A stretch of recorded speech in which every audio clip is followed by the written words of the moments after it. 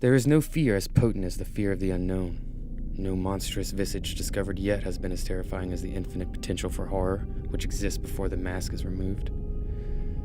That is why we humans, in our naive misunderstanding of the universal order, are gripped by the mortal fear of death. We think it the final frontier, the greatest imaginable unknown from whose penumbral shores no traveler may return. And so we cling desperately onto even the most dreary and anguished lives, suffering any known evil over our release into the beyond. But death is not to be feared, because death is very well understood. We have witnessed it, caused it, measured and recorded it to the last dying spasm of neuronal flickering. Even as I lay dying, it seemed silly to me that I should be afraid of the emptiness which reason promised to expect. While I was alive, I wouldn't experience death, so there was no reason to be afraid now. When I was dead, I wouldn't be capable of experiencing anything, so fear still had no cause. That thought brought me great comfort as I felt the last erratic struggle from my heart against the inevitable conclusion I approached. It wasn't until I was finally drifting off to sleep that a final intrusive doubt bubbled in my brain. What if it isn't death which is to be feared? What if it is what lies beyond? And so, troubled did I slip beyond mortal understanding, stepping into a world as far forsaken by reason as I was now from life. I was still in the hospital room, but the bustle of nurses and the beeping machines lost their opacity as though I was mired in swiftly descending dusk. It seemed as though every sound was an echo of what it once was, every sight a reflection. With each passing moment, the world was becoming less and less real. But all that sight and sound, all that being, it wasn't simply disappearing, it was transforming into a figure beside me. The less real my room became, the more real the figure was, until presently it existed in such a sharp actuality that nothing beside it seemed real at all. His cloak was black, not the color black, but its essence. It was as though seeing a tiger after a lifetime of looking at a child's crude drawing and thinking that's all a tiger was. Reality flowed around his scythe like a brush through watercolors, and I could see each elementary particle and time itself sunder across its blade. Surely this, I thought, this is why we were taught without words to fear death. I clutched at my hospital blanket to cower from the intensity of the Reaper's presence, but the once soft cotton now flowed like translucent mist through my hands. I knew in that moment that nothing could hide me from the specter's grasp, for he was the only real thing in this world. You're late. They weren't my words. My head ached from the strain of this knowledge as my lateness was burned into my awareness, imparted like an inescapable law of physics, as unequivocal as gravity. We don't have time for the usual speech. Hurry now. I felt myself swept up around him like dirt in a hurricane. Before I knew what was happening, we were outside the hospital, moving at such a frenzied pace that the world around me blurred into a dizzying tunnel of flashing light. If you're lucky, it will have gotten bored of waiting for you. I had too many questions, all fighting for attention in the forefront of my brain without any making their way out. You're quiet. I admire that. Usually people ask too much.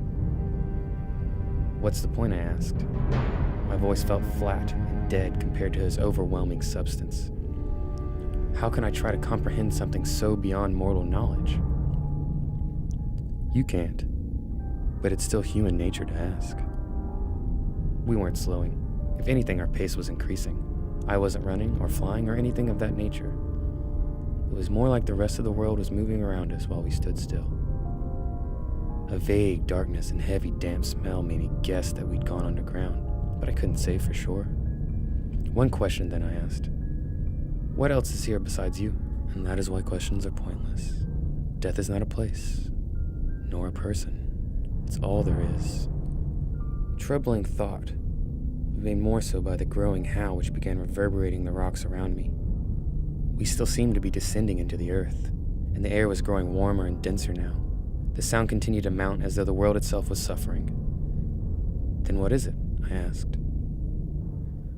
What I'm here to protect you from. The rocks split from a flash of his scythe, and the ground opened further into a sprawling cavern dominated by a subterranean lake. But I thought you said you were all there is. No, I said, death was all there is. We weren't moving any longer. Light glinted off the scythe from some unseen source and streamed into the lake like a tributary. Once inside, The light didn't reflect or dissipate, but swirled and danced like luminescent oil. I thought you were death. Death is not a person. The light was taking a life of its own inside the water. The still surface began to churn with the enigmatic energy. It took my scattered mind a long while to realize that I was the energy flowing into the lake. I still felt tangled up with the figure, but we now existed as a beam of light boiling into the water. I knew I wouldn't understand, but that didn't stop me from feeling frustrated. If death is all there is, then what is it? What was waiting for me? The water pressed in and around me, and I couldn't speak, although I could still draw breath somehow. It is here. Something was in the water around me. Hands grabbed me by the legs and began dragging me downward. I was amazed to even discover I had limbs again. They felt so alien to me that it was almost as though this body was not my own. Light flashed from the scythe, then again. The hands let go, and the howling rose once more. The Reaper was fighting something, although I couldn't make any sense of the battle except for the madness of the thrashing water. The howling earth reached its crescendo, and the screams made the water around me convulse and contract like living fluid. Had the Reaper cut it? Was I safe? I began to explore my new body in the water, but just when I thought I was beginning to gain control, the hands clutched me once more. I lurched downward, struggling in vain against their implacable grip. What is here? I tried to shout against the suffocating liquid. What is happening? But I couldn't sense the Reaper's presence any longer.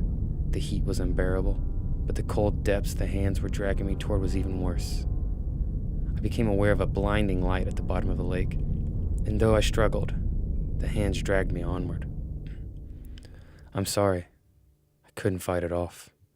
It seemed to be coming from so far away now. We will try again next time.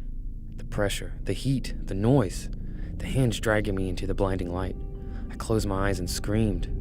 I was free from the water now, but I just kept screaming. I couldn't bear to look at it, whatever had stolen from me. Whatever was death but wasn't, whatever even the Reaper could not defeat. Then words spoke. Real, human words from my real, human mouth. My senses were so distraught that I couldn't make sense of them, but I'm guessing they were something like, "Congratulations, he's a healthy baby boy." Most people can't remember the day they die, or the day they were born. I happen to remember both, and I know that they are the same.